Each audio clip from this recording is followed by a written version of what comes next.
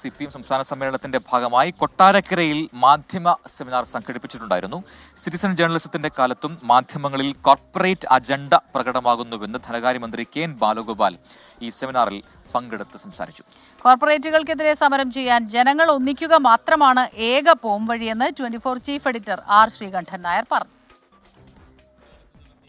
ഇന്ത്യയിൽ ഏറ്റവും അധികം മാധ്യമങ്ങൾ കേരളത്തിലാണെന്ന് പറഞ്ഞ ധനകാര്യമന്ത്രി കെ.എൻ. ബാലഗോപാൽ മാധ്യമരംഗത്തെ കോർപ്പറേറ്റ് വൽക്കരണം അപകടകരമാണെന്നും മാധ്യമ സെമിനാർ ഉദ്ഘാടനം ചെയ്തുകൊണ്ട് പറഞ്ഞു.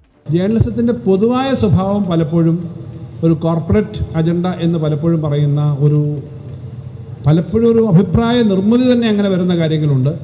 സമൂഹത്തെ വലിയ തോതിൽ നിയന്ത്രിക്കുന്നത് നമ്മുടെ മാധ്യമങ്ങളാണ്. ആ മാധ്യമങ്ങൾ ശരിയായ തരത്തിലല്ല കാര്യങ്ങൾ പറയുന്നതെങ്കിൽ ഉണ്ടാവുന്ന അപകടമുണ്ട്. ഇതൊക്കെ നമ്മൾ അനുഭവിക്കുന്നതാണ്, ചർച്ച ചെയ്യുന്നതാണ്.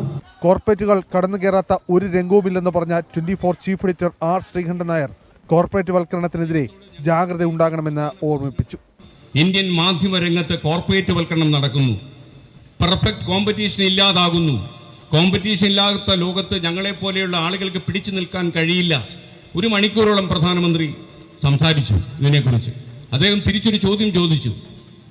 നിങ്ങൾ പറയുന്ന ഏതെങ്കിലും ഒരു വലിയ വൻകിട കോർപ്പറേറ്റ് ഒരു ടെലിവിഷൻ ശൃംഖല പണം നിക്ഷേപിച്ച് ടേക്ക് ഓവർ ചെയ്യാൻ തീരുമാനിച്ചാൽ ഒരു ഭരണകൂടത്തിന് എന്ത് ചെയ്യാൻ കഴിയും?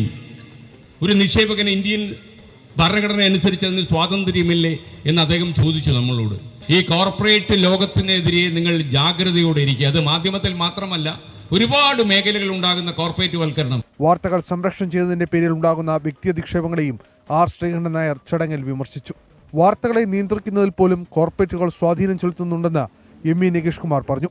അധികാരം പോലും കോർപ്പറേറ്റുകൾക്ക് പങ്കിടുന്ന കാലത്താണ് നാം ജീവിക്കുന്നതെന്ന് ജനീകം ചീഫ് എഡിറ്റർ രാജാജി മാത്യു തോമസും കൂട്ടിച്ചേർത്തു.